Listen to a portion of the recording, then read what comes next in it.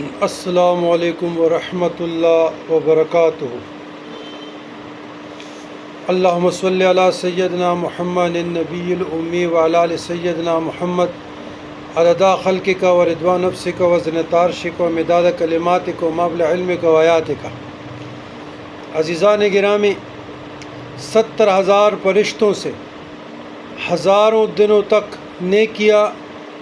لکھوانے والا درود شریف، لیکن اس سے پہلے شاہ عبد الرحیم دلوی رحمۃ اللہ علیہ، والد ماجد امام شاہ ولی اللہ محدث دلوی کا قول مبارک، آپ نے فرمایا بہا وجدنا ما وجدنا، القول الجمیل عربی 103، یعنی ہم نے جو کچھ بھی پایا، خواہ وہ دنیاوی انعامات ہوں خواہ اخروی ہو، سب کا سب درود پاک کے برکت سے پایا ہے۔ شاہ ولی اللہ محدث دلوی رحمۃ اللہ علیہ کا فرمان ہے، از جملہ انس کے خواندہ درود از رسوائے دنیا محفوظ ماند دخلے در ابرو، یعنی درود پاک کے فضائل میں سے یہ بھی ہے کہ اس کا پڑھنے والا دنیا کی رسوائی سے محفوظ رہتا ہے اور اس کی ابرو میں کوئی کمی نہیں آتی۔ تو یہ امام شاہ ولی اللہ محدث دلوی ان کے والد ماجد کے قول تھے جو ہم نے آپ کو بیان کیے۔ بحوالہ طبرانی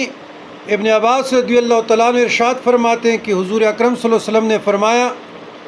جو شخص مندرجہ ذیل دعا کرے تو اس کا ثواب 70,000 فرشتوں کو 1,000 دن تک مشقت میں ڈالے گا۔ وہ دعا اور درود یہ ہے، جزا اللہ عنا سیدنا محمدا ما هو اہلہ، جزا اللہ عنا سیدنا محمدا صلی اللہ علیہ وسلم ما هو اہلہ۔ بہت مختصر درود ہے، جزا اللہ عنا سیدنا محمدا صلی اللہ علیہ وسلم ما هو اہلہ۔ اب 70,000